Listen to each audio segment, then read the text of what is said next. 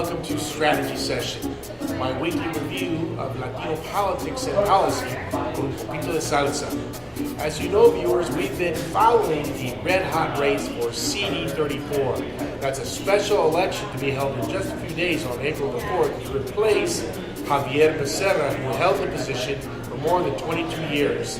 Becerra, good for him, is now the Attorney General, the first Latino in the history of California. But we've got a red-hot race with 24 candidates to replace him in Northeast Los Angeles.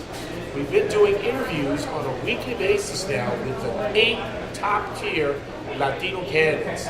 We're now approaching episode 7 of Strategy Sessions special series on voter education series on the CD34 special election. With me today at Gloria's Cafe, HP, and I guess we're in Highland Park, HP, a really neat place that you're going to have to check out with Arturo Carmona. Welcome, Arturo, to Strategy Session. Thank you. Thank you for having me. So, Arturo, you are a well-known figure in Latino, immigrant, progressive politics, not only here in Southern California, but across the country. You had a high-level position with the Bernie Sanders campaign.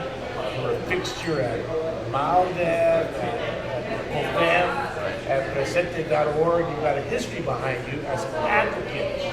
So my first question to you is, coming from an advocate background, is why do you want to run for office? Usually when you make the sausage, you don't eat it, but you've jumped into this very important race. Well, this is a very exciting time. First of all, thank you, Antonio, for having me here. It's always a pleasure to be with you. You know, as you mentioned, this is a red-hot race. It's a critical political moment, I think, in our nation's history. I believe that this is a moment that requires real leadership.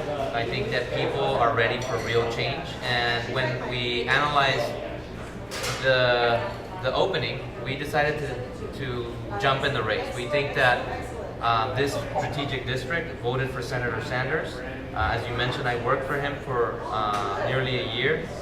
And we think that our message, that our campaign, that's focused on working and middle-class families, focused on the idea of taking money out of politics, not taking money from corporate super PACs and billionaire special interests.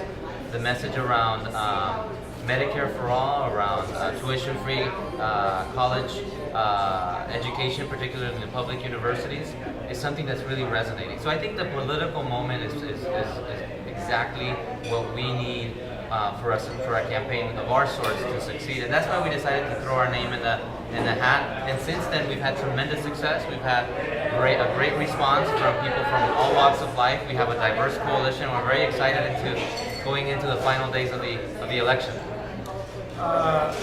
24 candidates, special election. Usually the voters forget about elections after presidential races. Yeah. Look at the low turnout in LA's municipal races just a couple of weeks ago. How do you get voters' attention? Get them to the polls, right? How do you do that? Well, that's a good question. It's a very tough predicament.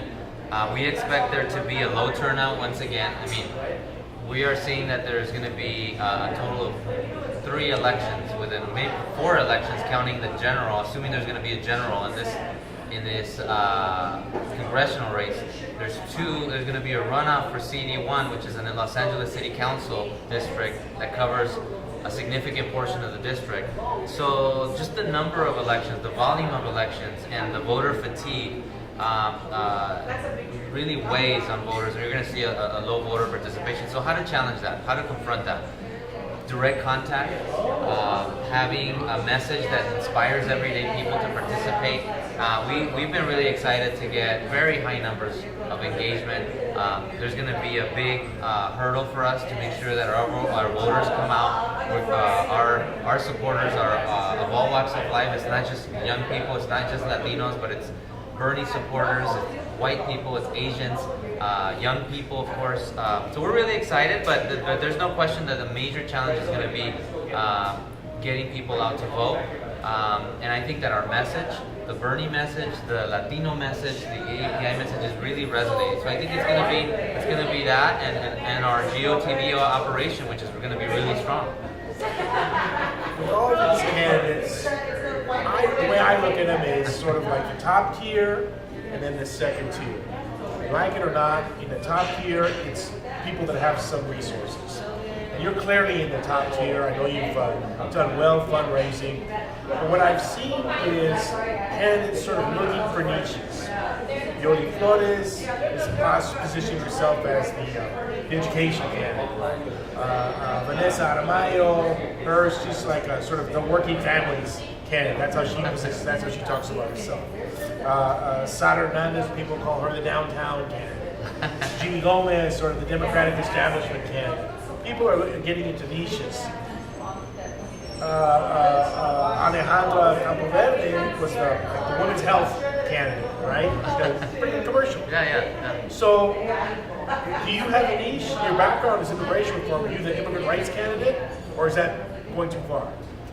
You could say that. Bernie candidate? You know, Wendy Carrillo. I'm the Bernie candidate.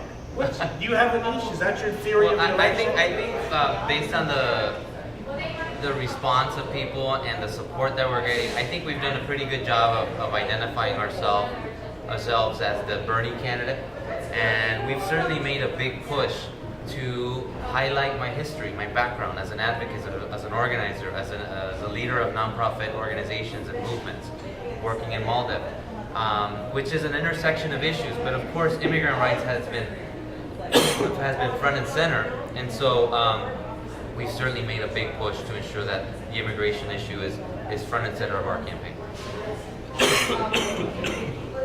You look at TV every day, and for better or for worse, it's Trump. Even some of the national newspapers were saying that the 34th special election might become a nationalized election, meaning it could be a bellwether on Democratic energy. It's certainly not a Republican district. The Democrat is going to win there, one way or the other. It's going to be a Democrat. Is it a measure of continued Democratic energy? Is it a measure of the fight between the Bernies and the Hillarys inside the party? You know, how do you like it being a national election? Would you rather have it be a local issues election? How do you manage gentrification is a big issue here? How do you manage the pull between local voters wanting local issues and the national narrative? Well, I think you have to figure out ways, because they are in fact connected. You have to figure out ways to connect national issues to local issues. Let me give you an example. Immigration. It's a tremendously it's a huge national issue, but it's having a direct impact. This is an immigrant district.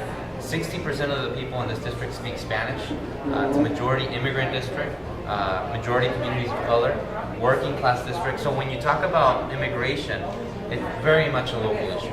You've been seeing families being deported and scooped up in front of their children, in front of their families, while dropping off their kids. In fact, Mr. Romulo was just a few weeks ago snatched up, detained in front of his immigrant children. And so it's an atrocity that's happening. And we've looked at that and we decided to support that family. We actually, in fact, held a fundraiser where we raised several $1,000s. We supported that family, not only to raise the profile of this case, but also to show by example that we need to play a hands-on role in these types of incidents. We need to be present. We can't just take these issues and make them an abstract policy issue at the national level. We have to connect it to everyday people, to the everyday people of the 34th district. So we've been very effective on that, and we're talking to everyday voters about the direct impact immigration's having, but also issues like gentrification, housing, the growing economic divide in this district. A third of this district lives under the poverty line. The median income of this district is under $40,000. So we have to be able to talk about these issues, these policy issues, which can be very technical, and translate them into the very real issues that people are facing in this district. And we've done a very good job in doing that. How do you manage, like I saw these debates, when these debates when you have all these people on the stage. How do you manage shooting that flare out and getting the sizzle? Look at me, I'm the candidate you need to pay attention to. How do you do that as a candidate? Or how do you manage your team? How do they position you to get that attention? How do you do it? Well, look, I think that what I'm trying to do is do what I've done my entire career. That's speak honestly, speak with authenticity about the issues impacting our communities, talk about the deep concerns we have with the Republican Party and the attack they've laid out on working families. We also want to make sure that we talk honestly about Democrats. And I've been doing this for years where I've been critical of the Democratic Party and their brand of politics when it comes to taking Latinos for granted. And so in that sense, even though I'm running as a Democrat, I believe that we need to speak truth to power, that we need to hold both parties accountable and put people before party. And I think that that's been tremendously attractive to everyday people. That's been tremendously attractive to not only young people, people that find some affinity to Bernie Sanders, but also to everyday Latinos, older folks, immigrants, young Latinos. They are like, you know what, we want a message that really inspires them, that's authentic, that doesn't put party before politics. Our message around taking money out of politics, it was very much a Bernie issue. But we've made it into a Latino issue because I talk to everyday Latinos about the corruption that's happened in Latin America and that's happening here in our political system. And it resonates tremendously. We just have to know how to talk to them. And so these everyday issues are resonating tremendously with the race. And so when you talk about, when we're before 20 plus candidates, when we talk about these issues with the passion and with the honesty that I've been talking to in these forums, it really makes me stand out. Exit question, Arturo. Tell the voters how they can reach you and contact your campaign. Yes, absolutely. Why it is that they should vote for you. Well, look, we'd love to have your support. You can reach us at www.arturoforcongress.com. Again, that's www.arturoforcongress.com. And we ask for your support. This is the critical stage in the election, the final few days. We would ask for your generous contributions. We would ask for you to volunteer, to make phone calls, to walk precincts, because we have a historic opportunity. We have an opportunity to elect a new type of democratic elected official, not to continue the traditional establishment Democrat, but to really support someone that's been in the movement, that's led immigrant rights efforts, that's led important efforts within the Bernie Sanders. I helped build the Bernie Sanders movement. I joined very early in the campaign. So I'm a leader, I'm a coalition builder, and I seek to take those skills as an organizer, as a movement candidate into Washington. Because this is the time where we need people that are not just going to be a reliable vote, but that are actually going to be leaders, that are going to build coalitions and inspire everyday people, especially Latinos and other communities of color, and be the most progressive Latino in Congress. And that's why I'm running, and that's why we need your support. So thank you so much. Thank you so much, Arturo. That's it for us this afternoon, viewers. You can see this video on our Facebook strategy session with Antonio Gonzalez. We'll also blast it out to the Southwest Voter Registration Education Project e-newsletter list. You can get it on sevrep.org. And remember, this series of lunches is a promotional as well for our May 11th fundraising benefit, Sabor de las Americas, where we'll have 8 chefs from the 8 cafes that we've used for these lunches, including Gloria's Cafe HP, compete to provide a tasting menu to our donors. Once again, I'm Antonio Gonzalez for Strategy Session with Arturo Carmona, the immigrant rights Bernie Sanders candidate in the race for CD34. Check them out.